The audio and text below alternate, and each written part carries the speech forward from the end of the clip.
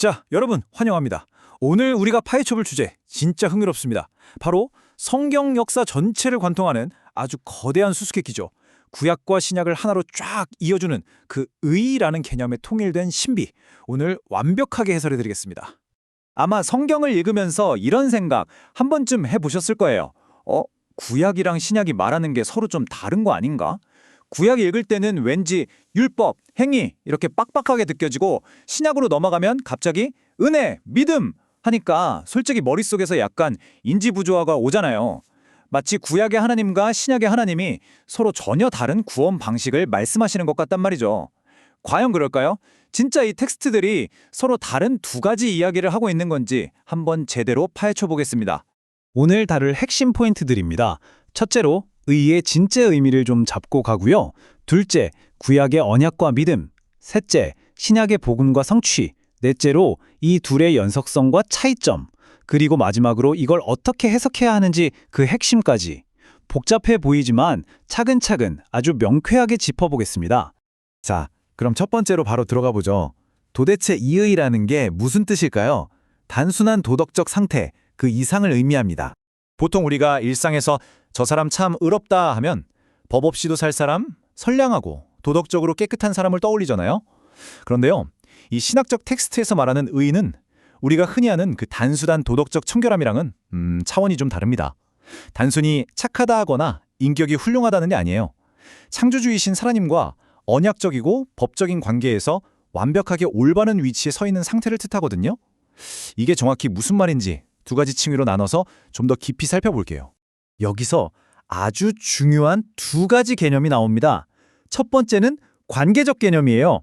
그러니까 하나님이 다스리시는 통치 아래서 그분과 맺은 약속, 즉 언약에 아주 충실하게 머물러 있는 상태를 말하죠. 두 번째는 훨씬 더 엄격한데요. 바로 법정적 개념입니다. 자, 상상해 보세요. 여러분이 절대적으로 거룩하고 단 하나의 오차도 용납하지 않는 율법이라는 재판정 앞에 피고인으로 딱 서 있는 겁니다. 그런데 완벽한 재판장이 이렇게 선언하는 거예요. 너에게는 율법이 요구하는 기준에 미달하는 결격 사유가 단, 나, 도 없다. 와, 엄청나죠? 단순한 무죄를 넘어서 적극적인 의로움을 선언받는 겁니다. 텍스트는 이 법정적 의를 인간 스스로의 노력으로는 절대 도달할 수 없는 완벽한 절대 기준으로 제시하고 있습니다. 그럼 이제 구약으로 한번 넘어가 볼까요? 두 번째 포인트, 구약의 언약과 믿음입니다. 오실 실체를 향한 거대한 그림자라고 할 수 있죠. 솔직히 우리 구약 시대 하면 숨막히는 수백 가지의 규칙들이나 율법 조항들부터 떠올리잖아요.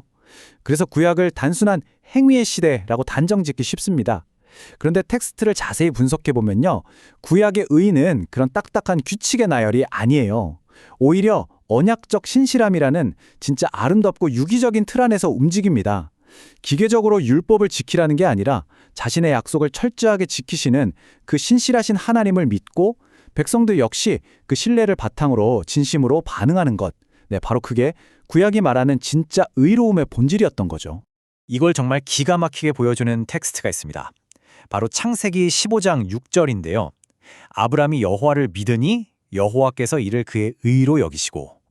자, 이 짧은 구절의 파괴력이 얼마나 대단한지 아시겠어요? 율법이라는 게 생기기도 훨씬 전의 인물인 아브라함이 무슨 대단한 종교적 행위를 하거나 도덕적으로 완벽해서가 아니라요. 오직 하나님의 약속을 믿는 그 믿음, 딱 하나만으로 의롭다고 인정받았다는 겁니다. 구약은 행위로 구원받는다는 오랜 오해를 그야말로 산산조각 내버리는 가장 강력하고 확실한 증거인 셈이죠. 그럼 여기서 당연히 이런 의문이 생기실 겁니다. 아니 그럼 구약 내내 그 수없이 반복되던 피 비린내 나는 동물 제사는 도대체 뭔데? 수천 수만 마리의 양과 소가 바쳐졌지만 텍스트는 그게 결코 최종 정답이 아니었다고 말합니다. 그건 죄인 스스로의 힘으로는 절대 자신을 의롭게 만들 수 없다는 걸 뼈저리게 깨닫게 해주는 시청각 자료 같은 거였어요. 짐승의 피 없이는 죄 문제가 해결 안 된다는 걸 보여주면서 동시에 앞으로 오실 완전하고 흠없는 희생제물, 그 대속의 은혜를 미리 바라보게 하는 아주 짙은 그림자 역할을 했던 겁니다. 자, 이제 드디어 신약으로 넘어옵니다. 세 번째, 신약의 복음과 성취, 드디어 그림자에서 실체로 바뀌는 순간입니다. 구약이라는 그 길고 긴 역사 동안 드리워져 있던 그림자가 마침내 로마서 3장 21절에서 엄청난 전환점을 맞이합니다. 이제는 율법 외에 하나님의 한 의가 나타났으니 와, 이 선언 진짜 멋지지 않나요? 수천 년 동안 구약의 율법과 제사라는 그림자를 통해 끊임없이 예언되어 왔던 바로 그 하나님의 의가 마침내 예수 그리스도라는 실제적이고 역사적인 인물로 우리 앞에 완벽하게 드러났다는 겁니다. 기나긴 그림자가 걷히고 진짜 본체가 등장한 역사적인 순간을 딱 선언하는 거죠. 여기서 진짜 중요한 개념이 하나 나옵니다. 바로 이 모든 신학적 프레임워크의 하이라이트인 전가된 의라는 건데요. 전가라는 말이 한자어라 약간 어렵게 들릴 수 있는데 그냥 계좌이체를 생각하시면 딱 맞습니다. 내 통장에 도저히 갚을 수 없는 어마어마한 빚이 찍혀 있는데 누군가 나타나서 그 빚을 자기 앞으로 다 돌려서 탕감해주고 심지어 자기의 그 엄청난 자산을 내 계좌로 고스란히 이체해 준 거예요. 대박이죠? 즉 그리스도가 이루신 완벽한 순종과 그 공로가 100% 내 것으로 옮겨와서 법정의 재판장이신 하나님이 나를 향해 너는 완벽하게 의롭다라고 선언하시는 원리입니다. 인간의 행위가 끼어들 틈이 전혀 없는 철저한 은혜의 메커니즘인 거죠. 그럼 이제 이 두 가지를 하나로 묶어볼까요? 네 번째 포인트, 구약과 신약의 연속성과 차이점 비교입니다. 구약과 신약을 관통하는 아주 굵직한 실타래를 한번 확인해보죠. 이 두 시대는 결코 딴소리를 하고 있는 게 아닙니다.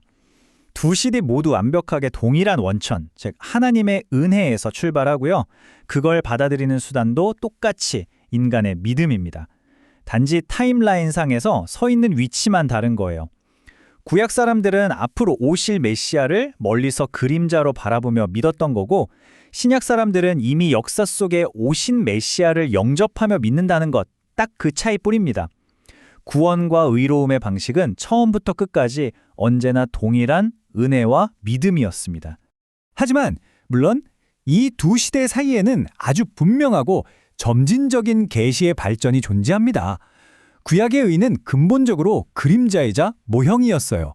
완성된 게 아니었기 때문에 매일, 매년 끊임없이 반복적인 동물 제사가 필요했죠. 단 하루도 멈출 수 없는 미완성 상태랄까요? 하지만 신약은 다릅니다. 그리스도의 십자가라는 단 한 번의 완벽하고 영구적인 사건으로 완성된 실체적이고 영원한 의입니다. 더 이상의 반복적인 제사가 필요 없는 마침내 모든 것이 온전히 밝혀지고 완성된 상태를 보여주는 겁니다. 자, 이제 결론을 향해 가보겠습니다. 마지막 5번째. 그래서 이걸 어떻게 해석하고 받아들여야 하는가? 그 핵심입니다. 지금까지 우리가 나눈 이 거대한 신학적 프레임워크는요, 그냥 머리 좀 채우려는 지적 지식이 아닙니다. 이건 우리 인간 내면 깊은 곳에 있는 근원적인 교만을 아주 철저하게 해체해 버리는 역할을 해요. 여기엔 3가지 강력한 논리가 있는데요. 첫째, 이 의를 주시는 주체는 오직 주권을 가지신 하나님 한 분뿐이십니다. 우리가 스스로 만들어내거나 쟁취할 수 있는 게 절대 아니라는 거죠. 둘째, 그럼 우리의 선한 행위는 뭐냐? 그건 의로워지기 위해 바쳐야 할 조건이 결코 아닙니다. 이미 완전한 의를 선물로 받은 사람의 삶에서 아주 자연스럽게 맺히는 열매일 뿐이에요. 셋째, 이 모든 구조는 철저하게 예수 그리스도 중심입니다. 예수 그리스도라는 진짜 실체가 빠져버린 인간의 모든 도덕적, 종교적 노력은 결국 헛된 자기의의 포장에 불과하다는 걸 이 텍스트는 아주 날카롭게 꼬집고 있습니다. 불완전한 그림자에서 시작해 찬란한 실체로 이어지는 이 멋진 여정을 정리하면서 이 텍스트가 오늘 우리에게 던지는 아주 묵직한 질문 하나가 있습니다. 여러분은 지금 이 완성된 영원한 의가 주는 기쁨을 온전히 누리며 살고 계신가요? 아니면 혹시 아직도 그 옛날 구약의 그림자처럼 스스로 뭔가를 열심히 해서 그걸 얻어내려고 애쓰고 계신가요? 행위에 대한 모든 강박을 훌훌 털어버리고 진짜 실체이신 그리스도 안에서 완전한 자유와 안식을 발견하는 것. 네, 이게 바로 이 오랜 텍스트가 우리에게 전해주고자 하는 진정한 신비일 겁니다. 오늘 이 해설이 성경 전체를 꿰뚫는 여러분의 통찰을 한 뼘 더 넓히는 데 도움이 되었기를 바랍니다. 끝까지 함께해 주셔서 감사합니다.